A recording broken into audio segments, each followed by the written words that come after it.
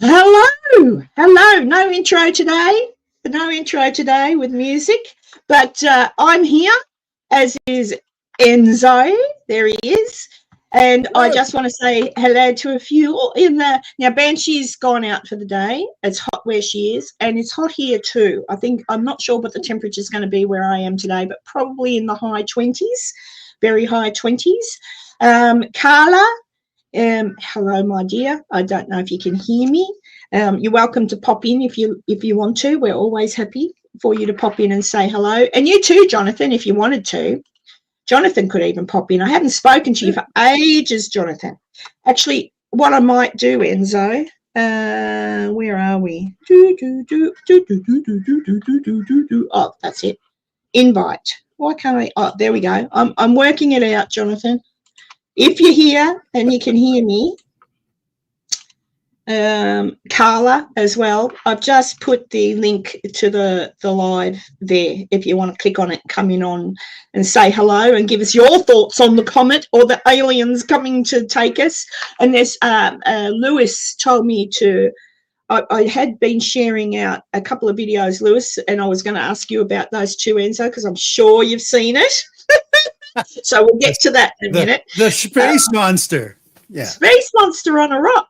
But yeah. And Tanya is sitting outside. Yeah, beautiful day there too. Excellent. Yeah, it's a beautiful day here. So I might not drag out the 2 hours today, and so I might do an hour and a half tops so I can go out. So it's just such a beautiful day. I know it's nighttime there, but we'll see. We'll see. You know what Enzo and I are like when we start talking? I don't shut up. What else? I drove down to see our friends in Caney, Kansas today because we have our big Paracon next weekend. If you're in the area of Caney, Kansas, southeast Kansas area, and would like a free paranormal Paracon, swing on by Bordertown Paranormal and on the internet there, you'll see all the info. I'll be speaking there, and a bunch of other professionals from the cryptid world, the ghost world, and the UFO folks. We'll have open panels where you can ask questions of the people up there. It's going to be a good time, and it's absolutely free. Very good. Hey, Drew, are you dressed? Sometimes Drew wakes up late and he's never dressed. I put a link there, Drew, in the thing. If you want to pop in, we're talking about in a minute. I'm waiting till everyone's getting in. We're talking about the comet, the big comet up in the space, in the cosmos. And yeah. And Jonathan, yeah, the link is there for you, please. Oh, you are dressed. Wonderful. Oh, is it cold where you are, Drew? It's hot here. Hot here. Yeah. My drive down to Caney today, it takes me almost 2 hours to drive down there. And a lot of it is very rural country, lots of trees, lots of open fields. I did not see, it's the 20th of September here. We're getting into fall. I did not see any leaves change color at all. Everything was still solid green. Oh, wow. That's a bit late then, isn't it? It really is. It's just yeah, I don't know. So, all right, I'll say it again. Jonathan, if you are listening and you're able, please come in and say hello to us and tell us what you've been up to. Same for you, Drew. And Carla might have nipped off, but Carla sometimes has her little boy, so it might be her weekend with her boy. But feel free to pop in, and if you don't, ciao. Drew's got a couple. I am curious about other people's opinion on that because the last couple of weeks on the 3i Atlas comet, it's just been so much craziness. How dare you be heading off with Heather and Werner for a day of adventure, Drew? How dare you have a life? Have fun. Hello, Heather. So you're off with Drew today, are you, my love? Off with Drew on an adventure with Werner as well. Heather, both Heather and Drew, I've been watching your videos, by the way. I've been away in Canberra just this past week, so at night time I'll catch up with a few things, but I was going to bed early because I was up early with little grandchildren, which was fun. But yeah, hey Heather, Heather and Drew, if you go to their channels, come hither with Heather and Drew's adventures. They've had some really good stuff up lately. Oh, well, they usually do have good stuff, but really interesting. So go check them out. I love it how they go to all these places. But there you go. All right. Well, Drew's not coming in. Carla's not listening to me. Oh, well, Laura could come in. Look at this. Come on. Do you want to come in, Laura? I'll do it again. There you go. If Laura's listening, someone has to be paying attention to me. Fair dinkum. But anyway, it's there, Laura and Jonathan, if you want to hit the link and come in and say g'day. In the meantime, Enzo and I will start discussing the doomsday predictions or the aliens coming in to take us over. Who knows? That's right, Drew. But yeah, so I'll let Enzo talk more on the technical side of what's happening up in space, and I'll talk from a very layman's I don't really get it state. So the 3i / what is it? Oh, there's Heather. She's come to say hello. Oh, hang on. Oh, where are we? I can't come in. Oh, well, she's here somewhere. She's in the dark. I can't quite hear you, Heather. I've got to change my settings. Hang on. All right, you fix your settings, and we'll give Heather a second to. But this meteor is they don't really know what it is, do they? Is it a meteor? Is it a comet? The 3i Atlas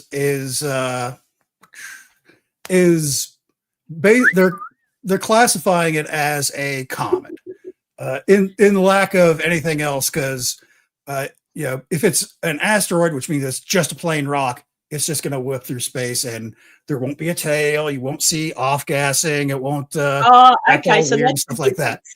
A comet is mostly rock, but it's got huge pockets of frozen gases in it from being deep into space, where the air we're breathing, it's so cold, it's a solid. It's basically snowing carbon dioxide and stuff like that on the surface of these things. And as it gets closer to the sun, basically that stuff, it doesn't even melt like we would think it does. It does a thing called sublimation, where it goes from a solid straight to a gas, which is very explosive. It's like if you took a hot frying pan and threw an ice cube on it, and it didn't bubble and sizzle in the bottom part. You would see it change shape and all that stuff, and eventually it would all boil away as steam. That's the full process of going from a solid to a liquid to a gas. Sublimation, which is what happens out on these comets, you've got a solid. Imagine that same ice cube where the skillet is so hot, as soon as the entire cube hits it, it goes immediately to steam. No water whatsoever, just explodes. Look how excited Enzo is. He's so excited, isn't he? I know. Look at him. Yeah. I just want to say thank you to both Heather and Tanya for being members and supporting me for all this time. I love you both for that, and thank you. And yes, and just thank you. It's a little bit humbling sometimes, but there we go. Hang on, I'll do it again. There we go. I'm very good. I'm just going to ask Heather how she's been, Enzo, then we'll get back to the exciting death comet. How have you been, Heather? I've been working, I've been sick, I've been editing, I've been cleaning, I've been doing all sorts. So I've been all right, yes. Busy. And where are you off to today with the lovely Drew, who says he's coming with you to go on an adventure? Yeah, I thought I'd pop in while I'm waiting for Drew to get here. There's a house up close to us, a 2-story house close to us that we're going to check out.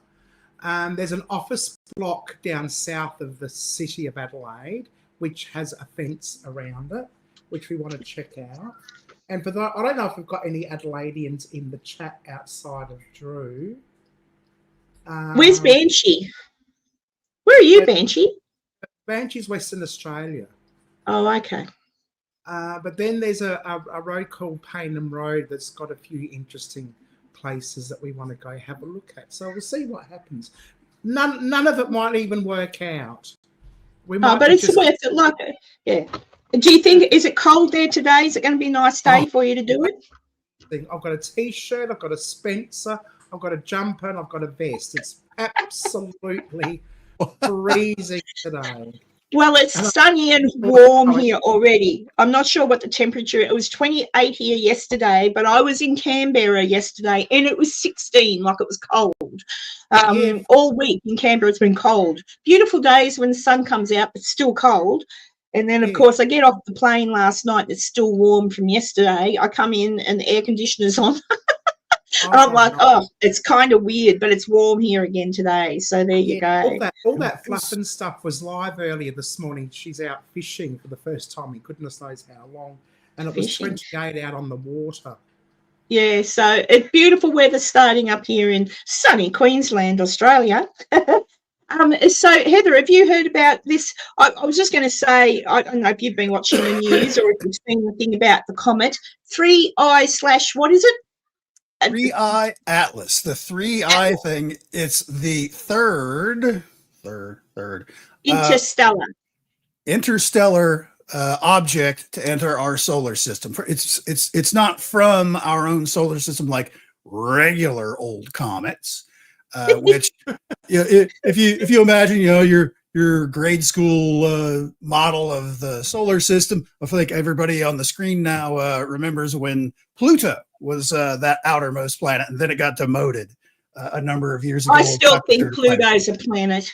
I still think it is. But well outside of that orbit of Pluto is this giant, vast area called the Kuiper Belt, where it's sort of like the asteroid belt that we have between Mars and Jupiter.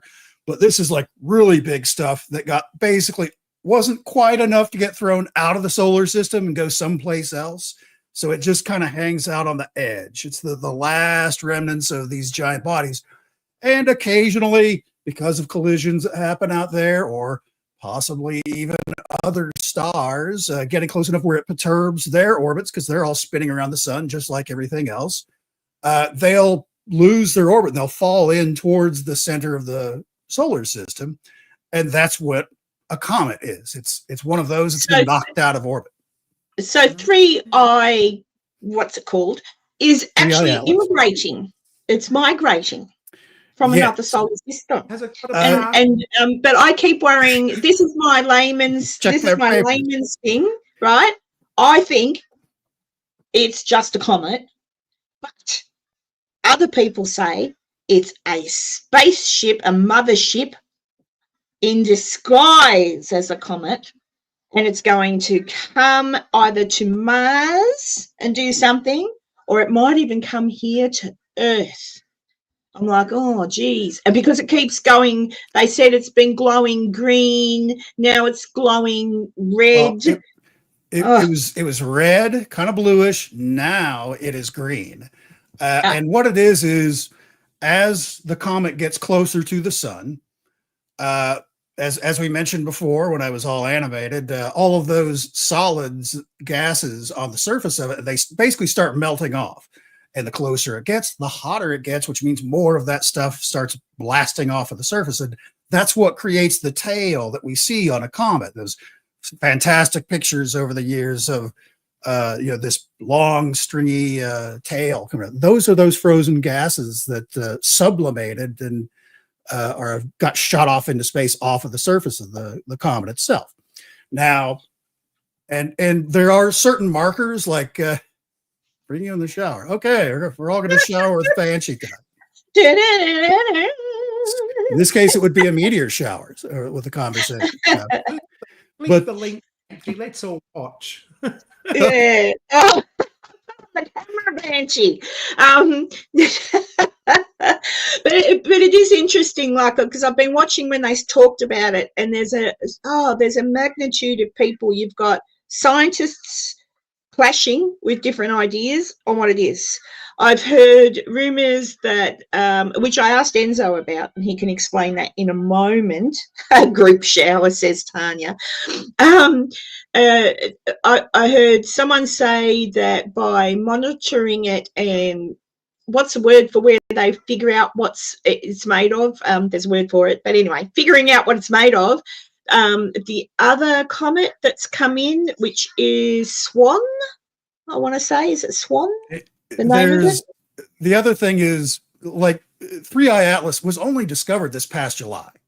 Yeah. Since then, within the last couple of weeks, 5 other comets have been found to be heading towards the sun. You know, basically it's falling into the gravity well of the solar system, which is the sun, and which is like rolling downhill, you know, as far as following that. And some of them eventually, I think, later this year, beginning of next year, are going to be bright enough where you're going to be able to see it with the naked eye just by walking outside and looking up in the sky. Sort of like if you're of a certain age, you may remember when Hale-Bopp comet came by back in the latter 90s, I think, which was. I remember Halley's Comet. That was all the way back in like '86 when that rolled through last. I saw I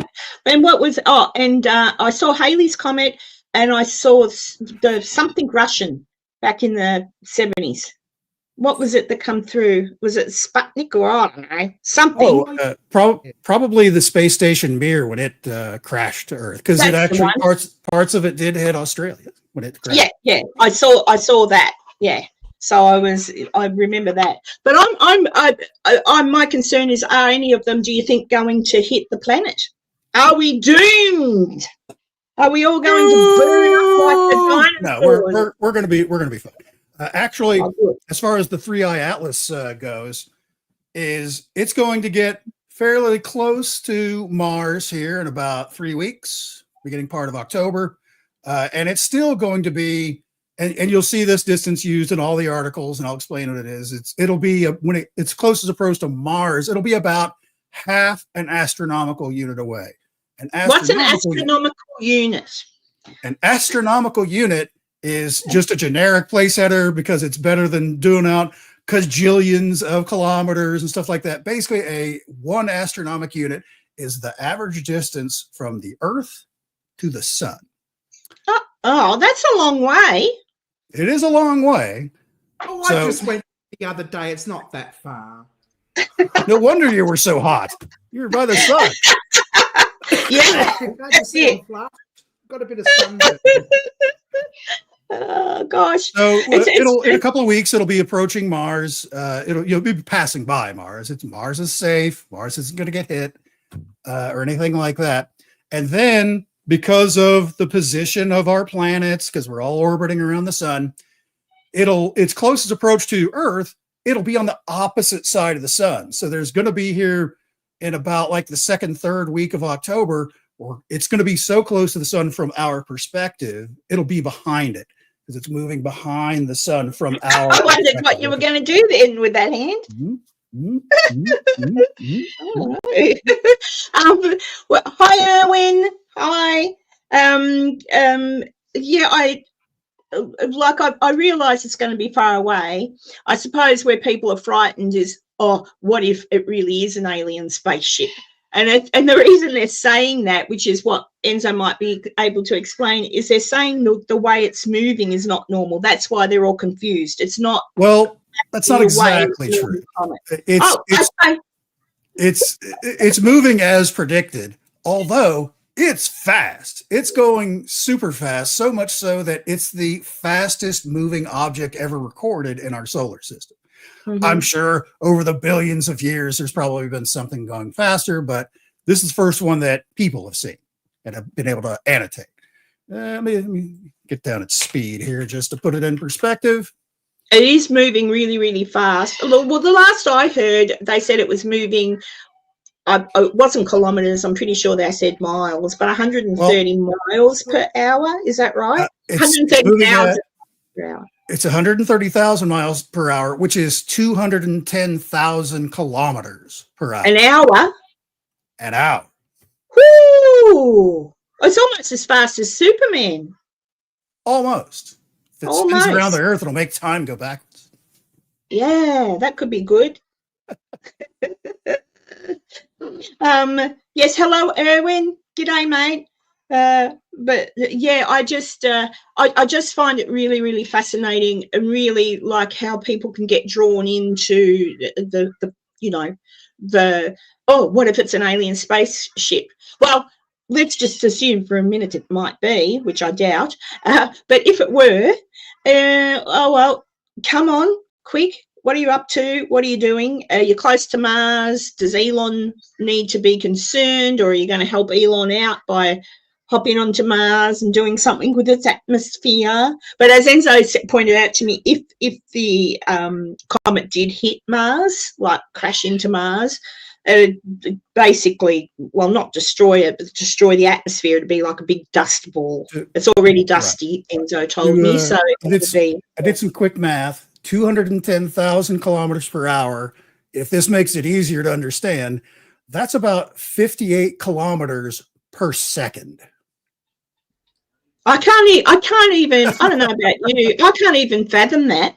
What about you, Heather? I can't even imagine how quick that is. Like, I can't think, Roadrunner fast?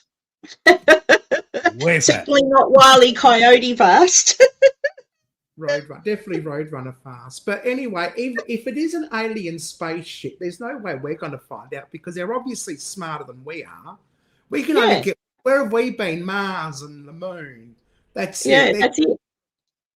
And and people even they're gonna outsmart us. Well, that's what. Yeah, that's right, Heather. Maybe that's why they're coming dressed as a rock. Probably. Yeah.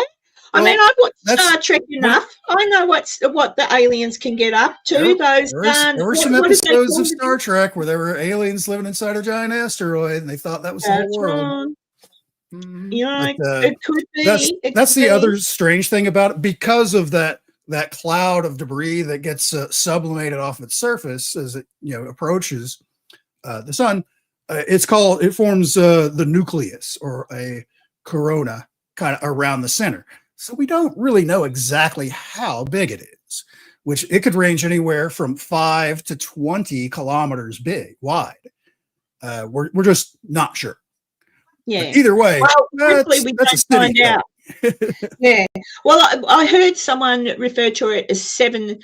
Hang on, no, that was the tail on the Swan comet. They said it was 7 moons long. So 7 moons together. That's how long they reckon the tail of the other comet is.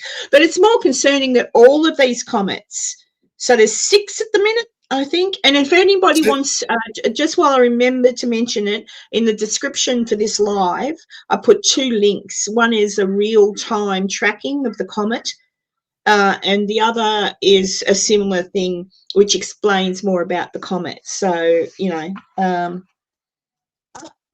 says it's a spaceship. It's my family coming to bring me home. What does he say? Humans are all nuts. I'm going home. Your ride's here. Yeah, I think so. I think you could be right. Enzo, a question. Oh, what's happened? I don't know. Your lights. Something with the lights. Can you? I don't know if I fell asleep during primary school science class or what. But can you, just changing the topic just a little bit? Oh, you can change the topic. It's all good.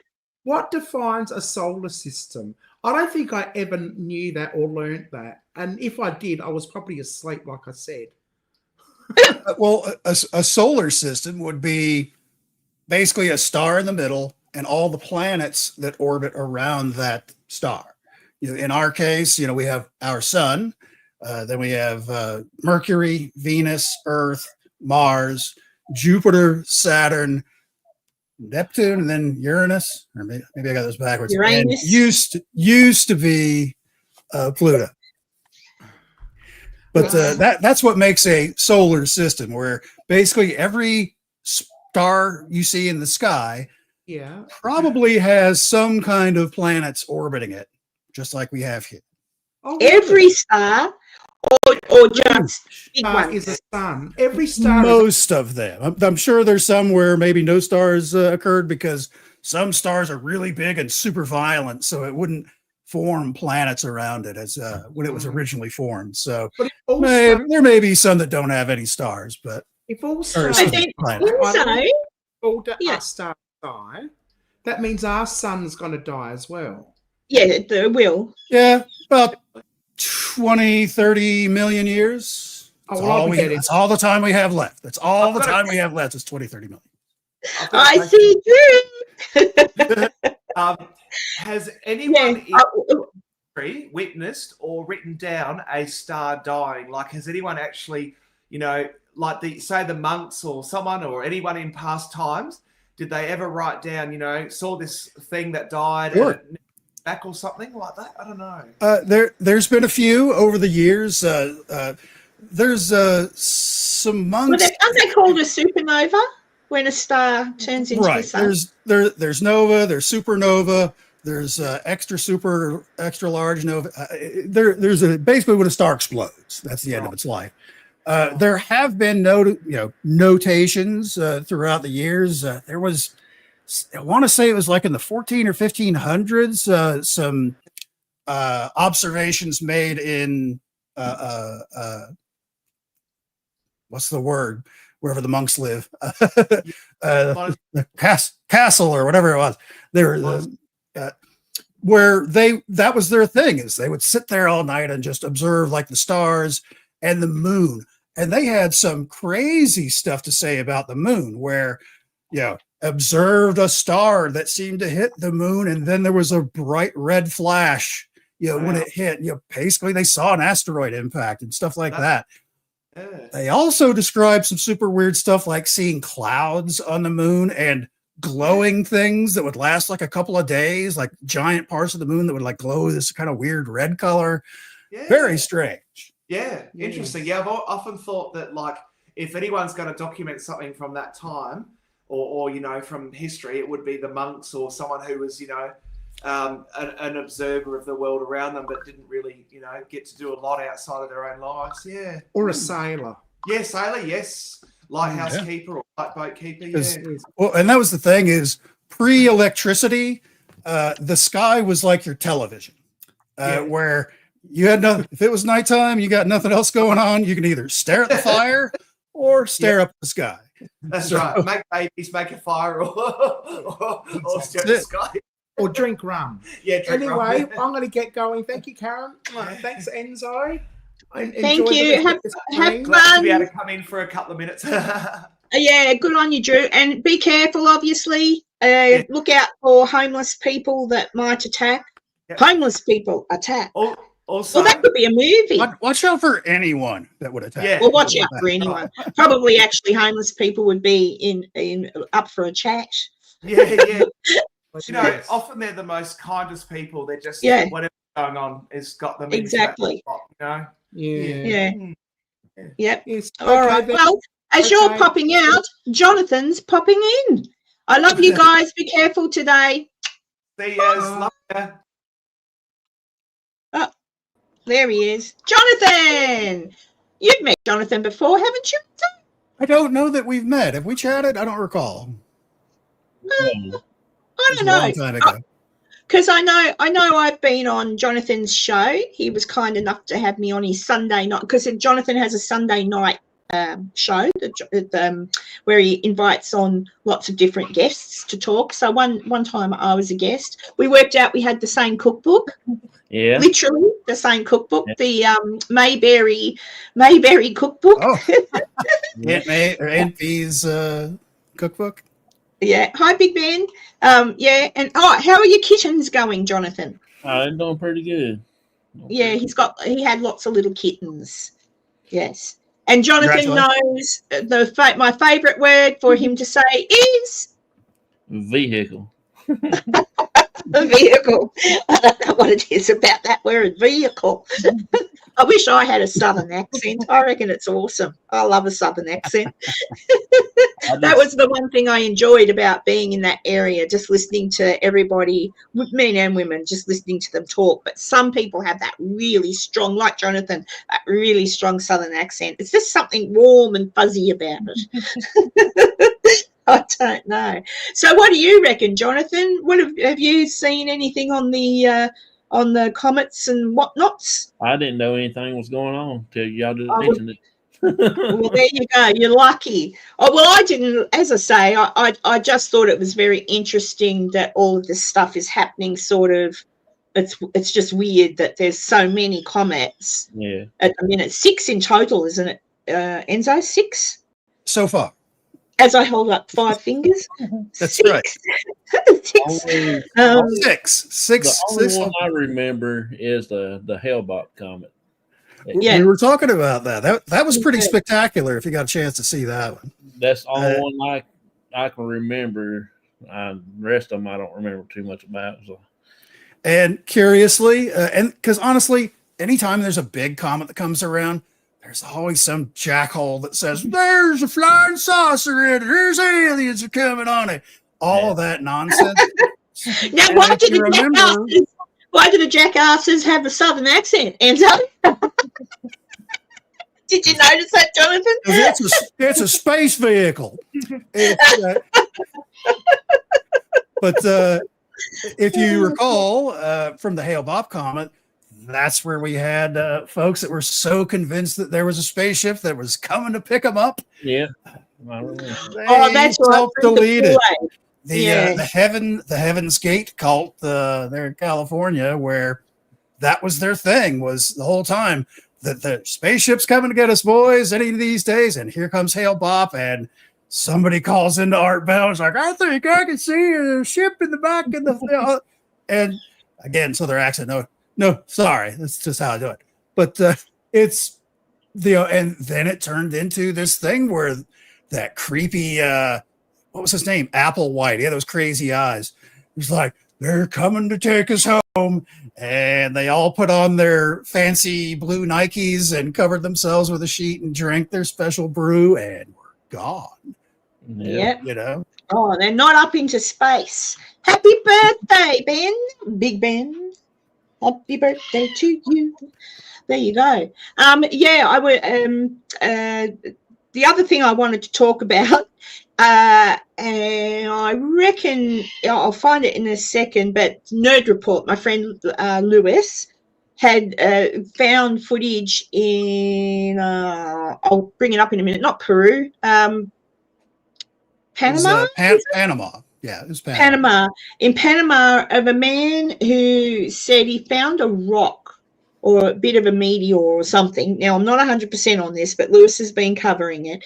And when it's exposed to light, this creature is starting to grow and morph on the rock.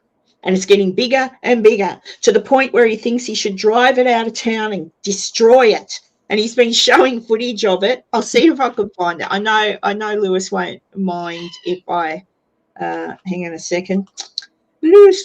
But I wanted to ask Enzo if he had seen what I'm talking about. Where have I put it?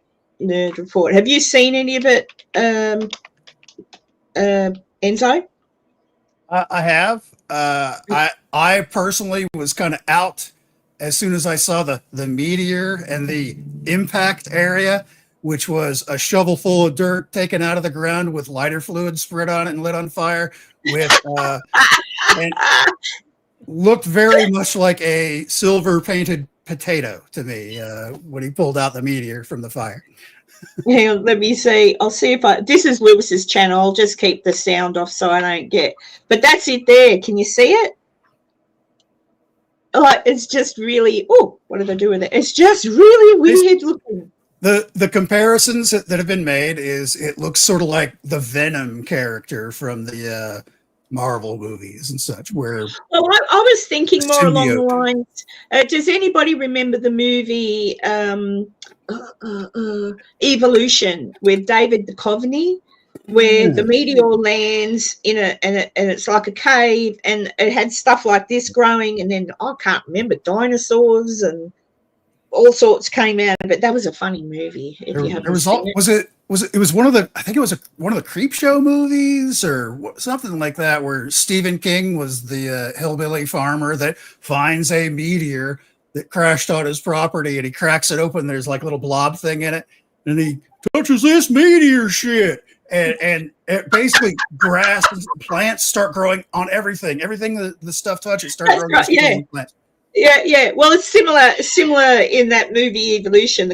It's a comedy, but it's just I just think to myself, what next? But I thought, yeah, Lewis has been talking about it, and no one, well, Lewis and whatever, they're not sure what to think of it. I mean, it looks interesting, but if it were truthfully real, one would assume. Hang on, has he got?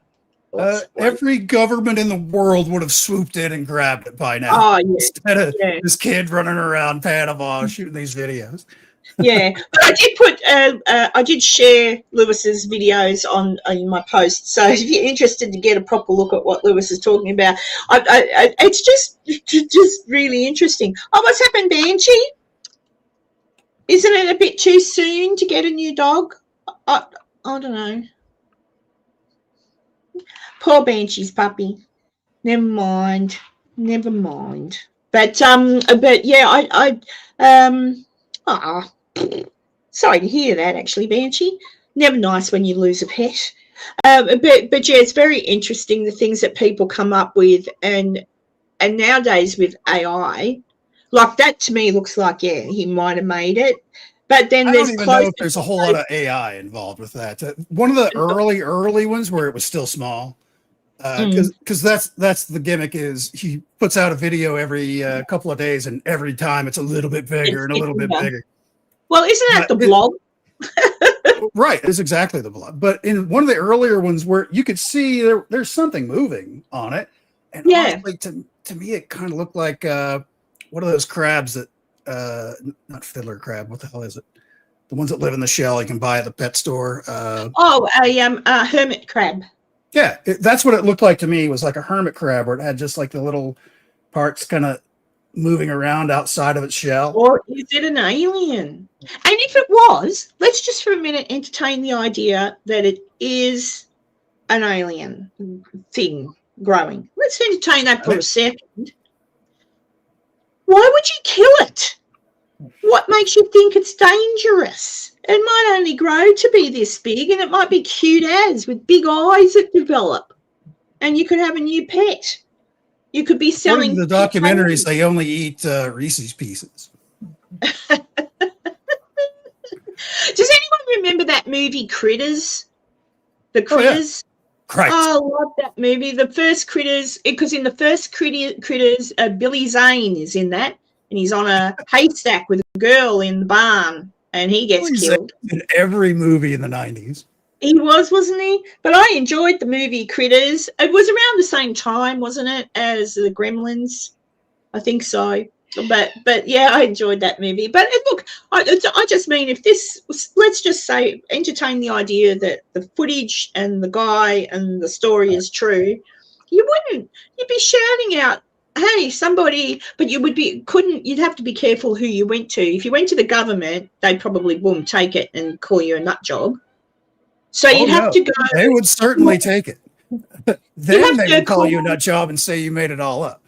But maybe call Elon Musk and say, hey, Elon, I've got something. Come and meet me. Take it. It's yours. Because I don't think he'd cover it up. But you'd need to go to someone big, not media, not the news. You know, if you went to your local news, I don't trust them at all. So, you know, but there you go. I don't know. I don't know. Here's the problem with literal, alien from another planet, a totally different biosphere it was raised in. You don't know what its molecular makeup is or its DNA structure or anything like that. It could be so alien, which isn't really that outside of the box, that just touching it could kill you, because it'd be like an instant poison, and your body would have no defense for it. Because it's nothing, because everything alive on the planet has a fairly similar DNA strand associated. It's like, every human is like 1%. We're all carbon-based, stuff like that. So if it came from another planet, it might not be carbon-based. Like the story, you've heard this one, I'm sure, Jonathan. The story of the alien that was supposed to have been found cowering against the wall, and a soldier or something got put in charge of taking it to the hospital, but then he got sick and died. I think that was the story. Virginia incident. Yeah. Yeah, and I'm like, In Brazil. wash your hands. I mean, poor little and alien. that's the thing is, there's videos of this kid, especially in the earlier videos. He's just picking it up with his plain fingers, no gloves or anything like that. I think like the third or fourth video where he was kind of touching it, he had on like those cheap plastic gloves they give you at Subway, so that the kid's not touching your cheek, your cheese and chicken and stuff. But that's not going to protect you. So I don't know. There's so much happening. Actually, Jonathan, I saw that you were out and about again the other. I do see you. I do see you. He was out and about again investigating the other night. Well, not the other night. It was a few nights ago now. I think I saw you. But anything interesting happening that end with you? Anything? You haven't been to England yet either, have you? No, we're going next October. Next October, yeah. Not this October, next. Yeah. Jonathan's going to go to England and check out a few places. Probably best at the moment with what's going on there, just to be a bit careful, I reckon. Hopefully by next October it'll settle down, Yeah. But yeah, anything interesting happening your end though? Has anything weird happened on your adventures? No, not lately. Just normal stuff. We hadn't really been out but once or twice so far since midsummer. It's just been too hot and stuff like that. Yeah, because I thought, oh, he's out live, because normally it's just I see Jonathan driving to work. And he's lucky because he has a few people keeping company when he's driving to work. But there you go.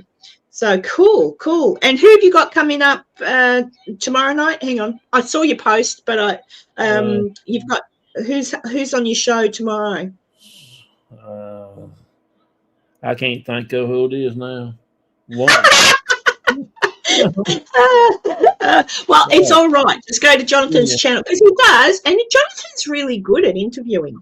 I just can't remember. I can't remember what happened last 20 minutes ago.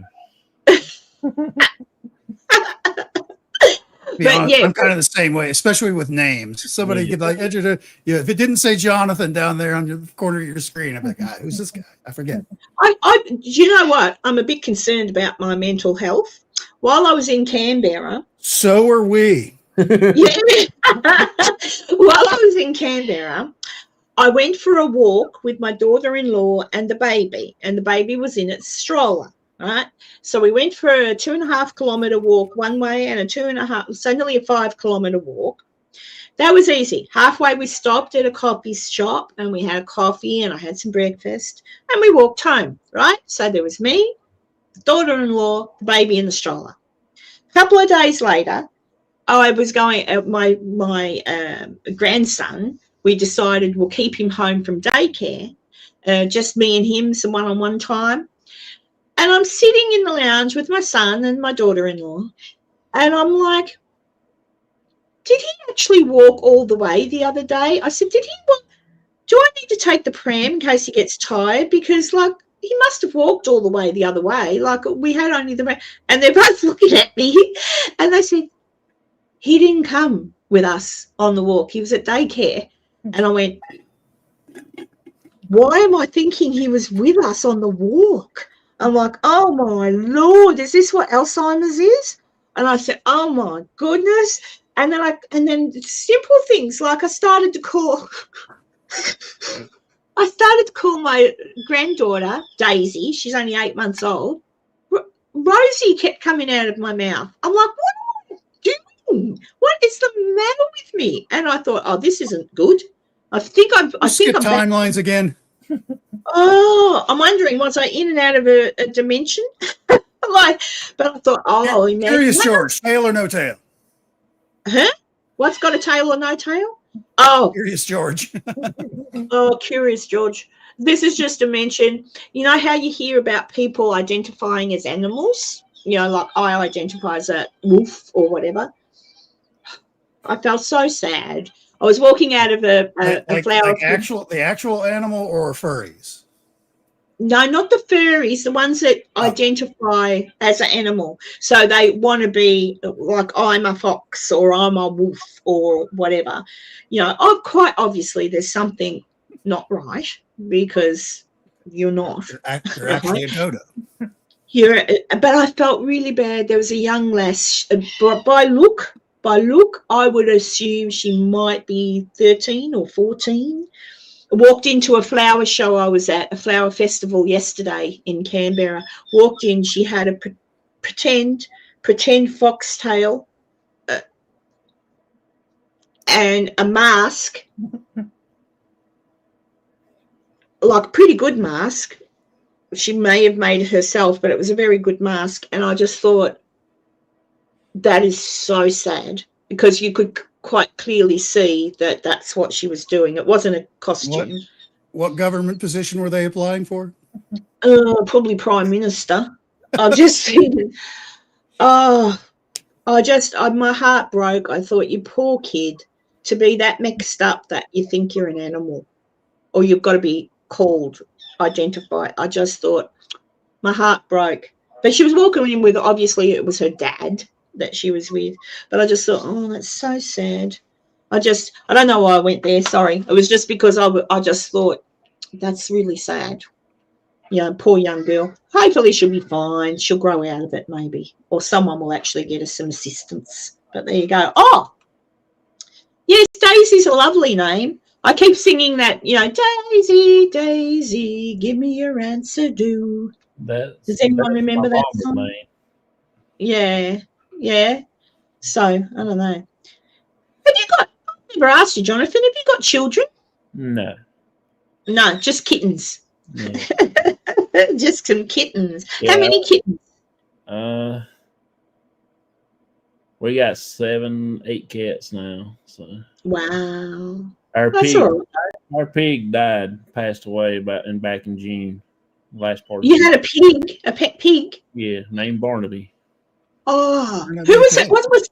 Wow, I love pigs. I think that I as much as I love eating bacon, I could not have a pet pig and kill it and eat it. Like that to me would be cannibalism. I just couldn't. The same as if I had a pet sheep, a pet chicken. I just couldn't. I'd feel sick. I couldn't do it. I would be a useless farmer. I couldn't do it because I think, oh, I don't know, just couldn't do it. Not when you patted them and petted them and they've given you love. I don't know. What? Oh, here we go. I've heard that. Actually, you know what, Banshee, one of my friends, I won't say where she lives because just in case, but one of my friends, the school, a Catholic school, had a student that I believe ended up not coming to the school, but had applied to come to the school, identified as a cat, and needed to have a kitty litter tray in the classroom. I'm like, what? I'm like, I'm sorry. I would just put my foot down and say, hey, no, absolutely not. Don't put your foot down in the litter box. No, don't do that. No, but you can't like that. That's mentally, there's something very, very wrong. I'm enough of a smart ass to be like, can I use that too? I kind of have to go. Oh, well, I'd be saying, but why do you need to come to school? Cats don't count. Cats just lay around all day. Why do you need to come to school? Like, I would just say, well, if you're a cat, go home and maybe this was its ninth life. It is trying to make something of itself on its last chance. But that's where you would think, where the hell did you get the idea that that's okay? From their mom. Probably. But I'd be saying, right, that's okay. All right. Doctor. Hello.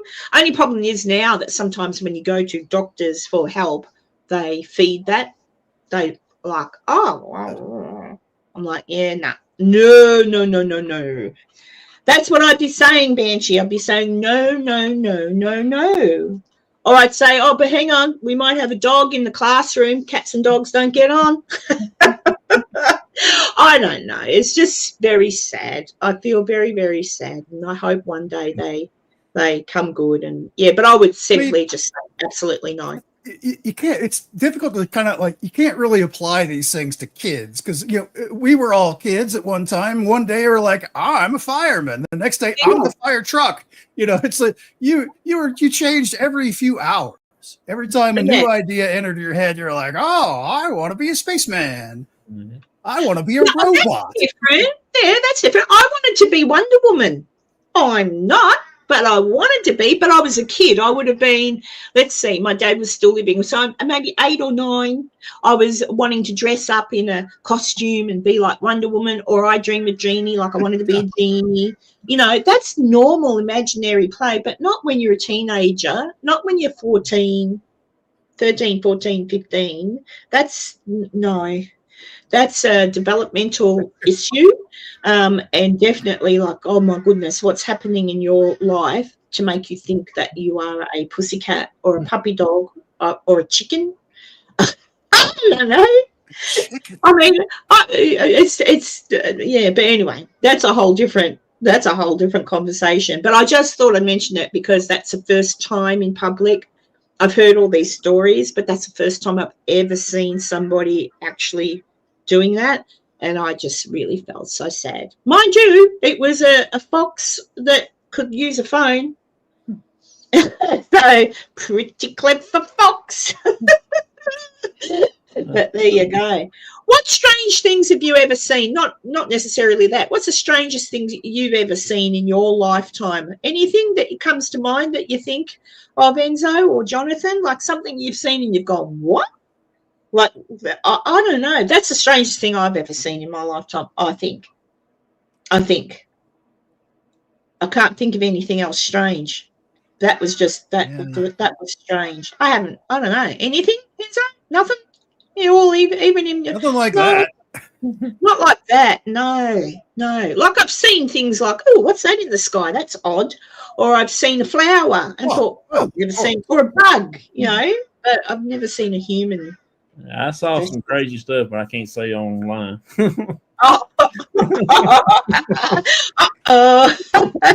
Was acid involved? No, probably porn. Oh, well, there's some pretty graphic porn out there. Was this anime? Gosh. Ever since I've been in the fire department in my past, you know, it's anomalous things that accidentally got in their posterior. Yeah. Oh yeah. No, that well, actually, yeah, I suppose. I was working in the ER once, or we call it ED here, and we call it emergency department. You call it, what do you call it? ER, emergency room. Yeah. Yes. Yeah, we call it ED. But yeah, when I was working, 3 incidences, only 3, which is good because nursing for 30 odd years, only 3 that I saw where people have come in. One person was a vacuum cleaner, and they said it was a man who said that he'd been to the beach, and when he got home there was sand on his man bits, and that's how the vacuum cleaner got stuck. A lot of strange things happen when you're naked when at home. I was vacuuming and tripped, and this, bowling trophy accidentally found its way here. Yeah, that's what it's like, and you think, oh my goodness, and you can see that they're embarrassed, but they make up these stupid things. Like, why not just say, I don't know what I was thinking, and I've done something really stupid. Help. We wheel them down to X-ray, and the person down there is like, oh, I got to make a copy of this. Yeah, they do. I'm sure they do. It's like, is that an hmmmmmm bottle? What is that? Oh dear, the silly things human beings do. But it's good that you can laugh about it. Yeah. My Otherwise- wife, she works at a mental hospital. Oh, She's a registered nurse, so they got some crazy stories. oh dear. I saw because mental hospital, it's good that we've got them, but I saw that Trumpy was talking about possibly bringing back, because they've been trying to clear up the homeless and get the homeless people off the streets. It's getting back to him that a lot of these people have mental illnesses. That is why they're living on the streets. That's why they're homeless, because there's no one to look after them, and they're missed. So he was talking It's about certainly the a percentage, but I feel a larger percentage is just addiction. For sure. That have that, and it actually could even lead to be both. It could for a be. lot of cases. But he was thinking of bringing back. I don't know how far. And I think, look, it's here too in Australia that we got rid of asylums. It scares me a little bit, because if they come back, I don't want them to come back like they were, because there was a reason that they thought it would be best to close them all down. But having said that, I think if they're policed properly, for want of a better word, supervised properly, that to bring back an asylum situation would be good for some people that have fallen through the cracks, and I'm pretty sure, Jonathan, your wife probably sees, I would guarantee she probably sees people come into her hospital and then only be there for a few days and then kicked back out again. And she probably knows that, oh my goodness, they can't, that's sad, because where are they going to go? There's no one to look after them, but the system can't maintain them in the hospitals. And it's the same here. You go to the mental hospital here, it's very unlikely that you are going to be let to live there. They'll just say, right, I will set you up with this, and it doesn't work, and the poor person is sick again. So I think that's a good idea, but have to be done proper. But give them a home, like it's a home. Right. It's a home that it's supervised. I would hope that we would learn from mistakes from the past of people that it's just a storage area for undesirable kind of a folk. Because honestly, I think every famous haunted location used to be some type of asylum or some type of place where there were horrific diseases and people were just left there to die. Yeah, I can't for the life of me at the moment. I can't think of the place. Jonathan might know it. Very famous place. Ghost Adventures have been there. That they say is haunted, but it was children that were primarily there. And there's footage, because a reporter went in and they took footage of these poor little kids, but like babies in soiled beds and kids naked on the floor, like children, babies that had been put there by their parents because they were either mentally, born intellectually disabled or born Down syndrome. And just put in these places and forgotten, and they were overcrowded. And that reporter went in, took the footage, it was shown publicly, and then that's what led to that place getting shut down. What happened to those children? I don't know. I don't know if anyone ever followed that up. They were obviously taken out of there and put somewhere else. But it was heartbreaking and heart-wrenching I can't actually look at that footage. I've seen it.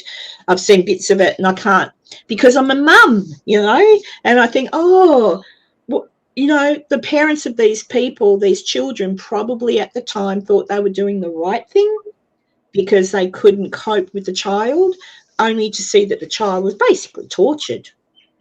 Right. You can only call it that, like neglected to the point of such obscene treatment.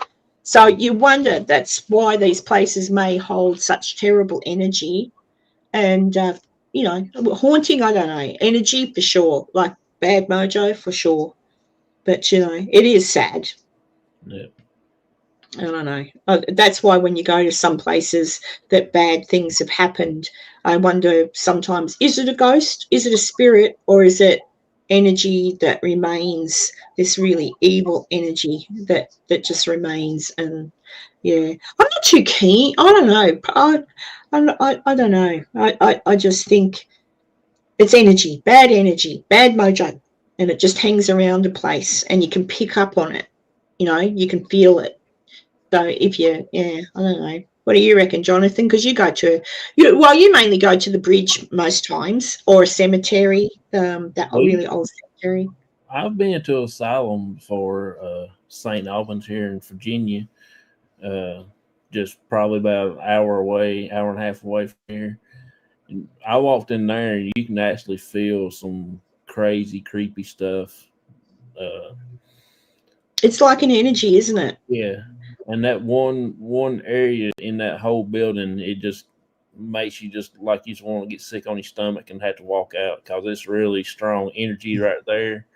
Is just so heavy, you know, and I don't know how else to explain it till that, you know. So it's, and some of the history of it, of a man and a doing stuff to the kid that was there and stuff. He was handicapped and he did all that kind of stuff to it, and that's just so much hate and energy right there. And you go in that room, time you go in there, you'll have to turn around and come right back out because there's no way anybody can stay in there for a long period of time. Yeah, and that's what I like. Even Enzo, his experience at McIntyre Villa, and now Enzo, he's not easily convinced of anything, but you know, you're sensible. Stupid science. But yeah, but he's the same. He was the same. He heard things that he can't explain. So that's what I mean. I heard and saw a lot of stuff because I spent the night there, and after like 2 hours, because there was probably about a dozen of us all there. I was the new guy kind of in the group. I'm actually a UFO guy. That was my first time at a, Scooby-Doo house kind of a thing. And it was, I'll have to admit it, there was some anomalous stuff there that I can't explain because I had every meter known to mankind where I was actually picking up the hidden cameras that the person that runs the whole place, because people do weird stuff in there. Yeah. And she's obligated to, I was like, are you running cameras? And she's like, it's like, all right. Because that's what I'm picking up, just so you know. I saw it. But anyways, as far as anomalous stuff, within like a couple of hours, all of us collectively said, okay, we're not going to start chasing down every running footsteps on the second floor, running up and down the stairs. Just the constant footstep traffic over the whole house went on the entire time we were there, which was from like 6 p.m. to about 8 a.m. It didn't stop. It went constant. And after a couple hours, we just had to stop. We just had to ignore it because it was just too much. You know, what are you going to do? Oh, I heard footsteps, but I know there's nobody there. And you look there, and of course, you're not going to see anything. And then footsteps over here and footsteps over there and running up and down the stairs and weird banging sounds and all that. It was a lot with no actual explanation for it. It's really interesting. And like Jonathan's been to a few interesting places, like he's just said. And yes, Banshee, I see your comment there. Where is it?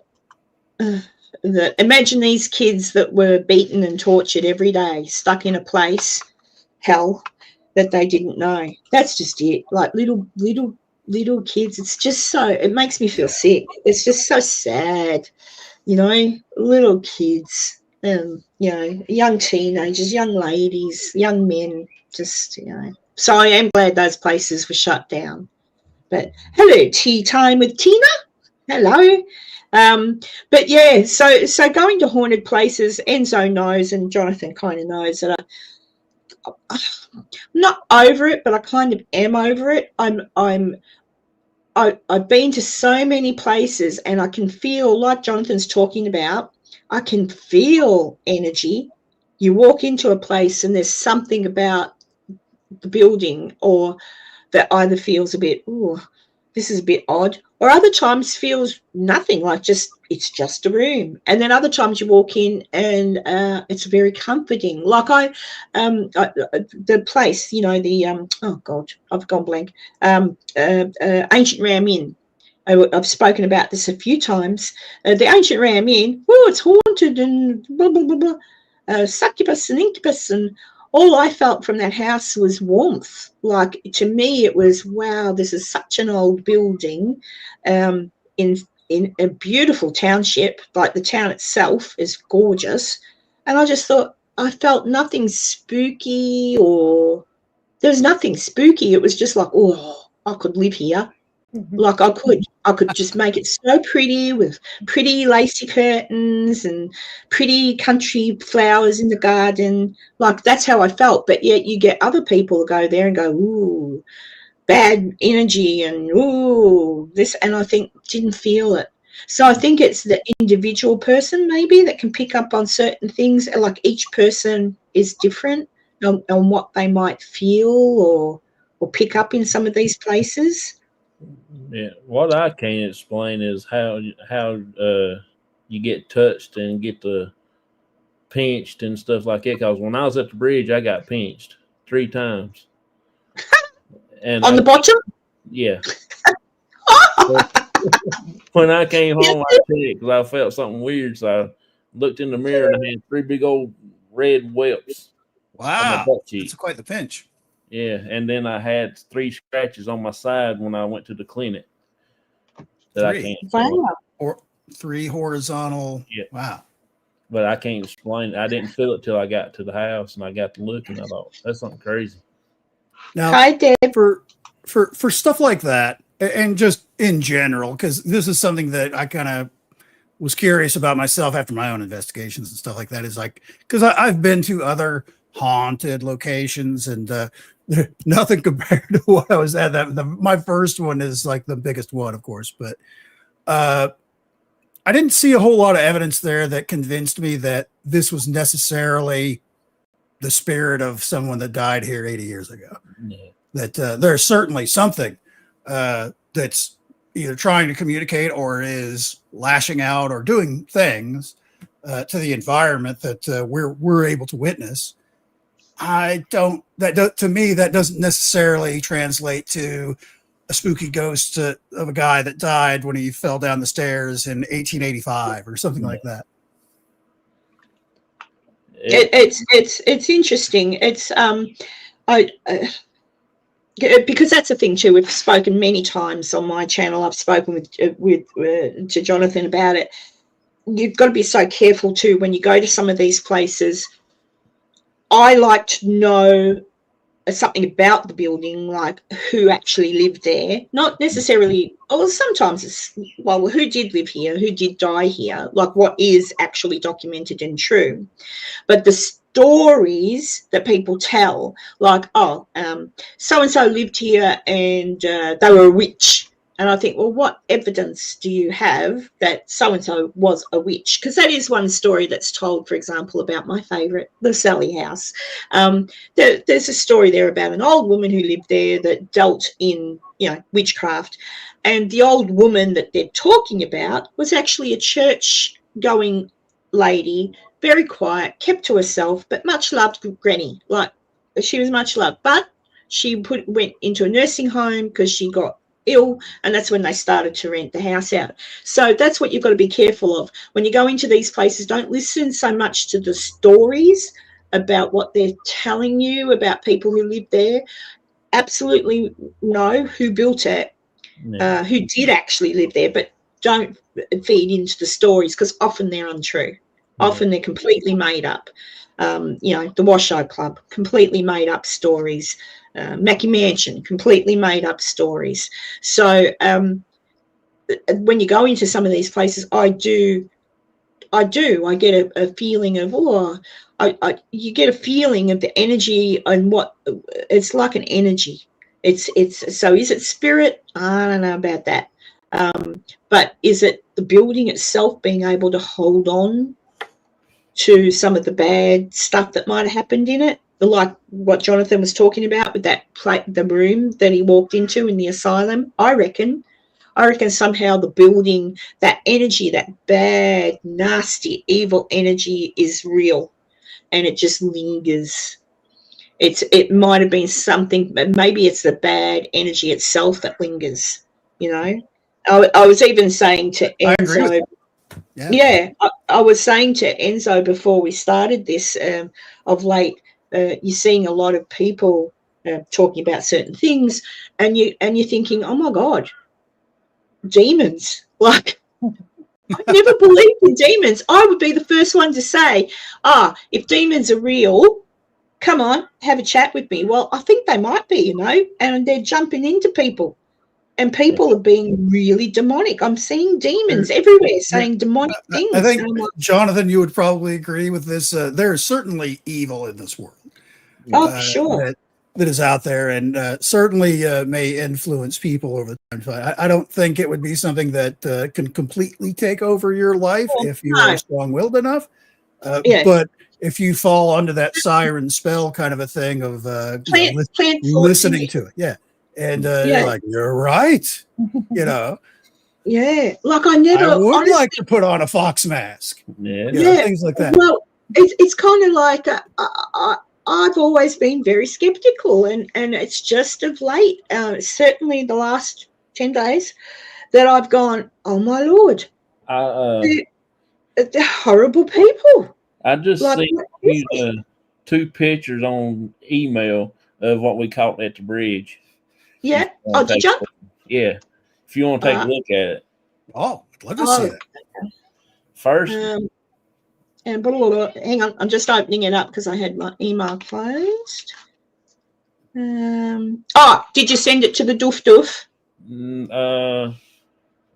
Yeah, you must have. Yeah. Hang on, I'll see. I don't think I can't get in. Can you send it to my other one, to the just my main, Karen Huntley? That's when I sent it to. Oh, you did. Oh, it probably just hasn't come through yet. Give me a second, I'll refresh. She is on the other side. She is on the bottom side of the world. So it takes a few minutes to go around the flat edge and go around. Yeah, it's weird. It'll come through in a minute, I'm sure.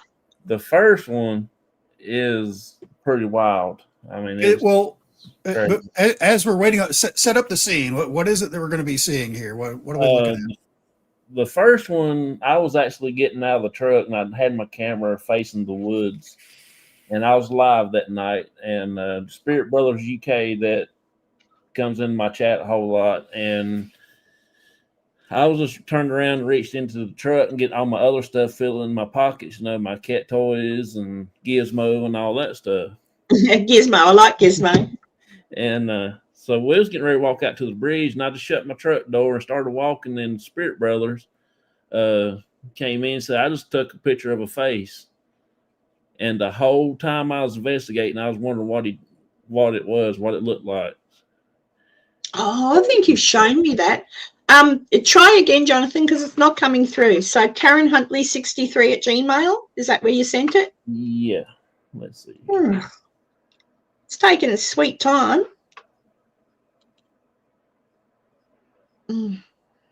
Yeah, just try it one more time. Just check it went through, because it hasn't come through. Normally things don't take that long.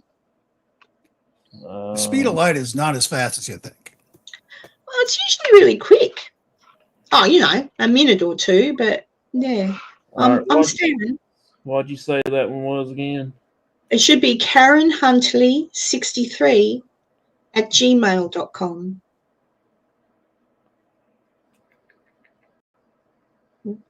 It takes a lot for me to get.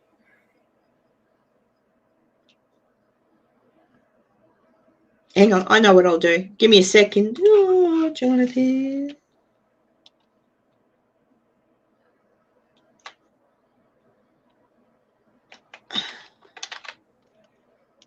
Oh, that's interesting. I thought I had your... I've got everybody else's things. Sorry, people, technical issues here. But, yeah, I don't know. Nothing's coming through. And I can't access the Doof Doof anymore because I sort of don't use it. And I took it off of I have to link it all up again. I'm resending it. Yeah, just resend it. So, yeah. But yeah, Jonathan does sometimes get strange things. But the getting pinched is interesting. I've never been pinched. I go into places where people go, oh, there's a male entity here, and it grabs women and does this and does that. And I'm like, oh, well, maybe it doesn't think I'm a woman. Because they know you'd pinch it back. Okay, now I'm resending it. All right, I'll let you know when it pops up. Every house has spirit energy in 4 corners of the house. Well, so they say, but I mean, for all the things I've got in my room, in my bedroom, nothing. Elvis's hair, a bit of the Titanic, a bit of the bloody Hindenburg, a stone from the fireplace in the Sharon Tate murder house, a stone. I've got a stone from nothing yet, Jonathan. A stone from Lucille Ball's wall in her house. Police tape from the Nicole Simpson murder. What else have I got? Oh yeah, I don't know. I've got all these bits and bobs, and nothing haunts my house. Unless I don't know. Maybe I'm possessed. Hey, Julie. Let's see here. I about got it figured out now. I don't know what's going on. Nothing's coming through. I Can hear you you. share the image here on StreamYard? Yeah, you should be able to. It depends what he's talking to me on. If he's on his computer, he could share it. All right, now. All right, there it comes. The first one, like I said, you can see the eye sockets and the nose, and you can see about like a clown mouth. And if you look close enough, you can see like 2 horns on its head. Yay! It came through, Jonathan. All right, let's see. Invoke StreamYard. That'll scare it into anyway. Just a minute. Oh, because I've got it now. On StreamYard. Yeah, I've got to download it now. John, just a minute. John. Oh, John Wynn. John, that's that one. And then where's the other one? Turn that one off. And the second one is just at the same place. And then it was right behind me. I was standing in front of my pickup truck. And if you look in the woods, you can see 2 eyeballs, like yellow eyes. Yellow. Let me see if I can do it this way. Give me a second. I'll open this one first. Well, okay, here we go. All right, so what am I looking at there, Jonathan? If you look, hang on, up the top there, like. So where were you? You were on the bridge, and this is a photo. Something I was looking at me. This is right behind me in the truck. I just brought it out a little bit closer. I was standing in front of my truck talking to the chat, and the same guy, Spirit Brothers, took a picture. Say he saw some eyeballs behind me. So is it those 2 little spots at the top? Yeah, it's the 2 white spots right there. And where is that in relation to where you're standing? Like it's in the right. So is it in the brush, like in the trees? Yes, it was at the same area where the other picture's taken. So it wasn't like so you took other pictures and there was nothing there. Then it was there. Is it possible that it was an animal? That I couldn't tell you. I wouldn't know. I've been doing some research, and it did have some kind of like a wild cat that has green eyes like that. So it's mixed with some kind of a cougar or something there, but there ain't no cougars around here. Oh, hey, if I was there, there would be. All right. So what are we looking at here? That's right. Thank you, Enzo. This one here is, you can see the eye sockets. Same place, same area. This is where I was telling you about. I was just getting out of the truck, and I turned around to get my equipment out, my cat toys and my gizmo and all that stuff on my K2 meters. And this is the face. You can see, if you look up top of the circle right there, you can see like little horns. And you can see the eye sockets and the nose. And it looks about like a clown mouth. I don't know. And then did it just disappear? Yeah. I sort of get what you're saying. I can't move my cursor, I don't think, because I've shared this a different way. But I can certainly see where you can see some eyes and things like that. Like you can see what you would like face. But so when you took this photo, you took the photo because you visually could see something. Yeah. You took the photo, Yeah. and then how long did it take for what you could visually see to go away? I'm not sure how long it took, but it wouldn't stay there for very long. And it just disappeared. Yeah. It's And weird. that same night, that's when we heard the scream. I'm pretty sure you heard the scream. Oh yeah, that was not nice. So we came to conclusion of that we think it might have been a woman screaming on the bridge before she got taken away. And that was a picture of the killer. Well, it was interesting because that night that you put a clip up of that, I believe, I think it's on your channel, when you were standing just near your truck, and then there was that, it was a scream. It was a woman, and they were there by themselves. They're out in the middle of nowhere near this bridge. I mean, noise carries, but still you're in the middle of nowhere.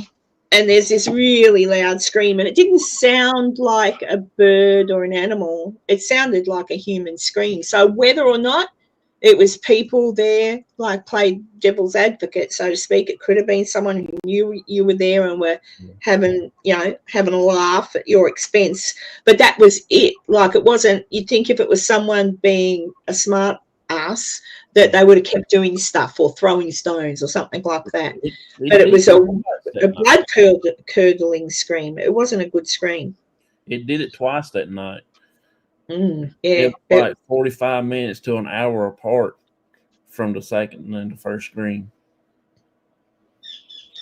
And what's Banshee saying? Last house I had one spirit, she's talking about. He was bad, broke my leg, but in the end it saved my life. Ugh, I don't know about that. Naughty spirit. See, I don't know. Was it a spirit or was it like something? That's what I mean. I don't know about spirits anymore. I'm so yeah, that kind of spirit. I am so you must sub to Jonathan's channel. Jonathan's cute. He's a cutie. If you're ever feeling down, just check out when he's driving to work, and he'll talk to you. You shouldn't really be reading your text messages while you're driving, Jonathan, but we'll keep that, but he'll put his phone up so he can, he can talk to you on his way to work. And then he sits there before he goes into work and talks to you about a few things, and it's nice. It's kind of like going for a drive with Jonathan. Driving with Jonathan. Yeah. Come for a ride. But yeah, I just as I say, with the events of the last nearly 2 weeks, things are just weird. It's just kind of like all of a sudden I'm thinking, oh my God, demons and devils could be, there I go for a drive with Enzo as well. Demons and devils could be a real thing, I reckon. I don't know. I think there's I don't know. I've even got my friend Taylor, who obviously isn't listening. She must be out and about. How dare she be out and about? Her dad, who passed away, he had this St. Benedict's medal. I've been wearing that. I'm like, there could be evil around. I think I'll just wear the St. Benedict's, and just like, because I've noticed, I've said to Enzo over the past year or so, I've seen people I know act weird. Like, and when I say weird, like say things that aren't very nice that I would never have expected to come out of their mouth. And I think, whoa, like, I didn't know you were so hateful a person, like to wish people death. Like, that's not a nice thing. I said to Enzo, unless they're a paedophile, then I'll gladly give you the rope to hang them with. But yeah, it's just weird. So I think you've got to be careful going into some of these places where bad things may have happened. Because I don't know. And like I say, before all of this, I was kind of like, what a load of crap. But now I'm kind of like, maybe devils and demons really are real. For all the jokes I used to make about, they're rubbish, they're not real. Maybe they are. So better watch ourselves, people. better be good to each other in case we get possessed. I don't know. My head could start spinning any minute. Not again. Again. Yeah, so I don't know. I just reckon just be good to each other, you know. But I'm keeping today's live a little bit short because I've got things I've got to get done today. Normally I'd stay on for another half an hour and have a bit more of a chin wag. But I have got so much to do today because I've been away for a week. Oh, my pet snake. I've got a pet snake, Jonathan. Oh, my pet snake. She said so. She's growing. She's growing. So there you go. What's Banshee? Huh? Oh, I don't know. She's not that long. 500, 500 centimeters. What's that? 2 foot? 1 foot. No, she's more than a foot. 1.5 feet. Because you're still in feet in Earth? Actually, Yes. use America. Yeah. I think everywhere else uses the metric system except for America, isn't it?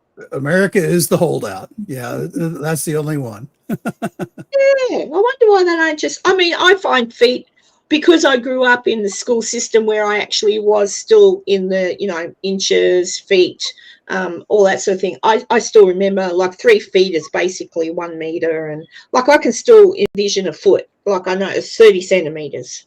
I can still work by feet in my head, but for any other person in the world, young people that have not been brought up with that system, except if you're American, I guess. But yeah, it's just interesting that you haven't gone over to the metric system yet, because I think they use the metric system in science, though, don't they, in America? Yeah, for the most part, it's used in engineering and everything like that. It's just when it comes to like road signs and mile markers and stuff like that, it's like it's fine. We'll be okay. I'm going to anyway, Banshee. We're all going as well. I'm going to go and make myself a bite of lunch. I just look down and see 2 feet. Where's the monkey? Julie. I just look down and I see 2 feet. But boom. Bye, Banshee. Have a wonderful day in the heat. It's going to be hot here too. What's Tanya say? America also uses Fahrenheit. Other places don't. America have to be different. America is different. The temperature scale is Celsius versus Fahrenheit. I feel Fahrenheit is way more incremented, and you can get a more accurate feel for versus Celsius, where there's a gulf of difference between 30 and 31 versus you can go from 70. That's like 75 to like 80 kind of a thing. That's a giant difference from one number where you've got an increment of like 10 on the Fahrenheit scale. Everything else I'm okay with because it'd be way easier, especially for like tools, because F fractions. I can't stand. Okay, it's a 7/16. No, I need a 5. Oh, God damn it! That's a tricky. Just give me millimeters. That's way easier. Yeah, don't worry, Julie. Just go back and watch it. Just go back because we talked about everything at the beginning there. Yeah, I see. This is what I say. I've got to go. I've got 3 minutes, but I found out the other day that when I'm entitled to the old age pension, which in Australia is at the age of 67, which is. You're not going to have to worry about that for another 20 years. What are you talking about? No, old age pension. Thank you. Old age pension for me is 4 years away, right? If I don't want to work, and is that a metric 4? What does that mean to me? Metric 4. You're a smart ass. But yeah, I found out because I didn't know this, because I thought to myself, I'd love to live in America. Even if it was half and half, like 6 months in America for the summer months and then back here for the summer, just continually living in the summer. Yeah, God bless America. And I thought I'd love to live in America. You're going to come to the U.S. Come next year during the I am. 50th. I'm planning on it. It's going to be a party all year long. I am planning to try and get there next year for at least 2 weeks. if I can. So I'm planning on it. I'm trying because I really miss it. I really miss it. I so do. But I thought, oh well, I thought that if you went to live in a different country, even in retirement, your pension would be taken from you because you're living in a different country, but apparently not. So that means if I did want to spend 6 months of the year in America and 6 months here, I'm entitled to my pension, which means terrific. It won't be worth much in America, No. but I'll just live in Enzo's van. Live in my van. Yeah. Or I could come for, you know, and at least for a month or two travel with Enzo around the countryside, but he'd probably get sick of me. After a day, he'd probably say, oh, Jesus, go home. I'm going to stop here. Go ahead and use the bathroom at the gas station. I'm just going to move the van around to the other side. I'll be right back. Yeah. Live in Enzo's basement, says Tanya. There you go. But yeah, so I don't know. Life is short, and you got to do what makes you What's happy. the lotion on the skin? Oh, geez, but it's just fun. But hey, guys, I'm gonna call it quits. And hey, Jonathan, thank you so much for popping in. And check out Jonathan's channel. Yeah, where can we see more of you? Yeah, tomorrow night he's live. Yeah, What time, Jonathan? 9 p.m. Eastern time. 9 p.m. Eastern time. Yeah. So tune in because he's talking. He can't remember who he's talking to tomorrow night, but he always talks to someone very interesting. I mean, after all, he had me on. But yeah, I'm not that interesting. But some of the people that he has on are really cool, and they talk about stuff, you know. So yeah, check out Jonathan tomorrow night. Enzo will be back with me for sure next Sunday. And I've got another job interview tomorrow. For those of you who don't know, I'm not working at the childcare centre anymore or daycare centre anymore. So I've got a job interview tomorrow to see how that goes. Hopefully I get it because then I can definitely save my airfare to come to America next year. Otherwise I'll have to, I don't know, I'll do something. I'll work it out. But Julie, yeah, go back and watch the start. Oh, and before everybody, when is that, Enzo, next weekend? Bordertown Paracon is next Saturday in Caney, Kansas. If you're in the southeast Kansas area, Oklahoma, Missouri, and those areas, swing on by. It'll be a day full of fun, and it's absolutely free. We'll have talks about we'll have ghost stuff, we'll have UFO stuff, we'll have cryptid stuff. We'll have open panels where you've got, it'll be about cryptids, but you'll have ghost people on there that don't know what they're talking about. But that's actually kind of fun because they're learning too, along with the rest of the crowd. I wish I was there. That'd be fun. And if you can't make it, tune in to the YouTube channel Bordertown Strange, where all of it will be live streamed. You can go check it out. Oh, cool. And Bordertown Strange. Oh well, yeah. I'll rejig my thing, but I'll put a link to. For anybody who's seen Bordertown Strange with Jess and Pam, shout out to Pam. She unfortunately, thoughts and prayers out to her. She had a little mishap earlier this week and is currently in the hospital. May not actually be able to make it to the Paracon next Saturday. She is mending, and we're not sure that she'll be make it, but we would prefer that she stay healthy than try and force herself to come out there. But thoughts and prayers out to Pam to help her heal up properly, please. Tanya's private jet's currently being fixed, so she'll miss it. Dang it! I worked aircraft maintenance when I was in the Air Force. I could help you out with that. Yeah, I'm just putting the message out there into the cosmos, to the intergalactical aliens or whatever. Feel free to come and collect me next weekend and drop me off at Bordertown Paracon. And just so long as you get me back for Monday here. We can only hope. You should try. Oh, it's too far away from you, isn't it, Jonathan? Yeah, I'm in North Carolina, so that's a pretty good way. Yeah. It's a drive, but if you start now, you might be okay. All right. Thanks, everybody. It was free. Yeah. And yeah, just hang on there, Jonathan. Hang on there, Enzo. I'll talk to you in a second. But for everybody else, thank you so much. And no outro because I'm not paying the full membership on StreamYard, so they won't let me do my outro. But yeah, go check out because Enzo will be there, Bordertown Paracon next weekend, and check out Jonathan tomorrow night on his channel and see who he is talking to. And much love to everybody. Have a great weekend. Stay safe and be good. Mwah. Bye.